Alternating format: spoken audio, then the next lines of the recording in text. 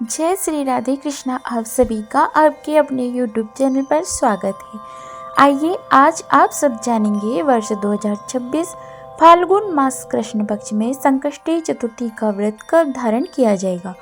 इस दिन शुभ मुहूर्त पूजन का क्या समय होगा, चंद्र दर्शन का क्या समय होगा। तो आइए जानते हैं इन सब के बारे में।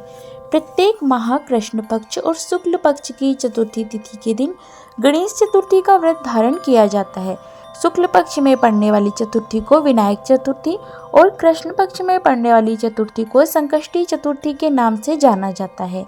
माघ मास कृष्ण पक्ष की चतुर्थी इस दिन विशेष प्रकार से भगवान गणेश जी के हेरम नामक गणेश जी की पूजा करनी चाहिए। यह सभी प्रकार के विघ्न और बाधाओं को दूर करने वाला है। यह व्रत जिस भी कामना को लेकर किया जाए वह भगवान गणेश जी की कृपा से पूर्ण होता है। माघ मास कृष्ण पक्ष की चतुर्थी तिथि प्रारंभ का समय है 4 फरवरी 2026 दिन बुधवार रात्रि 12:01 और चतुर्थी तिथि की समाप्ति है 5 फरवरी 2026 दिन गुरुवार रात्रि 12:24 पर। तो चंद्रोदय व्यापनी के अनुसार इस बार संकष्टी चतुर्थी का व्रत 5 फरवरी 2026 दिन गुरुवार को धारण किया जाएगा। 5 फरवरी को ब्रह्म मुहूर्त का समय सुबह 5:22 से सुबह 6:15 तक होगा। सूर्योदय का समय सुबह 6:39 और सूर्यास्त शाम 5:45 पर होगा। राहु काल का समय दोपहर 1:35 से दोपहर 2:58 तक होगा।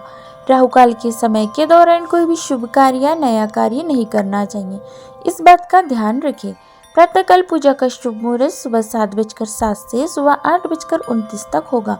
शाम को पूजा का शुभ मुहूर्त शाम 6:03 से रात्रि 9:19 तक होगा। चंद्र दर्शन का समय चंद्रोदय का समय 5 फरवरी को रात्रि 9:11 पर होगा। उत्तरा नक्षत्र फाल्गुनी होगा रात्रि 10:57 तक। उसके बाद हस्त नक्षत्र होगा। योग सुकर्मा होगा रात्रि 12:04 तक। उसके बाद धति योग होगा। जो भी संकष्टी चतुर्थी का व्रत धारण करते हैं उन्हें इस दिन प्रातः काल उठ करके स्नान आदि करके शुद्ध वस्त्र धारण करके भगवान गणेश जी का सुबह के समय में और शाम के समय में विशेष प्रकार से चंद्रोदय से कुछ पूर्व ही स्नान आदि करके शुद्ध वस्त्र धारण करके भगवान गणेश जी का साथ में चौथ माता का पूजन करना चाहिए। इस दिन गंध पुष्प धूप दीप आदि से पूजन करें। भगवान को अनेक प्रकार के नैवेद्य आदि का भोग लगाए, विशेष करके मोदक आदि का भगवान गणेश जी को भोग लगाए।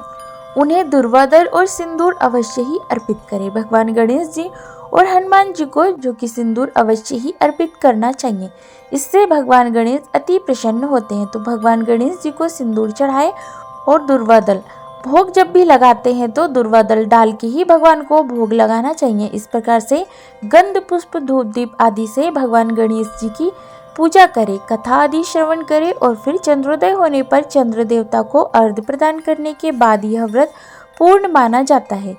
संकष्टी चतुर्थी व्रत कथा के अनुसार जो कि इस दिन पूजन का विधान पूर्वोक्त रीति से ही है। इस दिन विशेष करके जो कि खीर में कनेर का फूल मिला करके गुलाब वंश की लकड़ी से हवन करना चाहिए। विद्वानों का मत है कि आहार में घी और चीनी ले, इससे अनंत फलों की प्राप्ति होती है।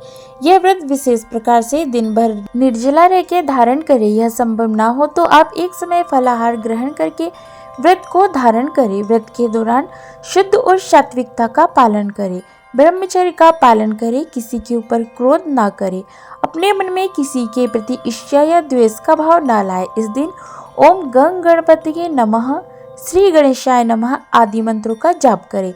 भगवान गणेश जी के स्तोत्र चालीसा आदि का पाठ या श्रवण करें तो यह अनंत पुण्य फलदायी होगा। तो आशा करती हूँ यह जानकारी आपको अच्छी लगी होगी। इसी प्रकार से ज्ञानवर्धक जानकारियाँ प्राप्त करते रहने के लिए, व्रत और पूजा के बारे में जानने के लिए, कथा सुनने के लिए अगर आप चैनल पर पहली बार आए हैं तो चैनल को लाल बटन दबा करके सब्सक्राइब करें, साथ में बेल आइकन भी प्रेस करें ताकि हमारे आने वाले वीडियो का नोटिफिकेशन आपको समय पर मिलता रहे। जय श्री राधे कृष्णा। धन्यवाद।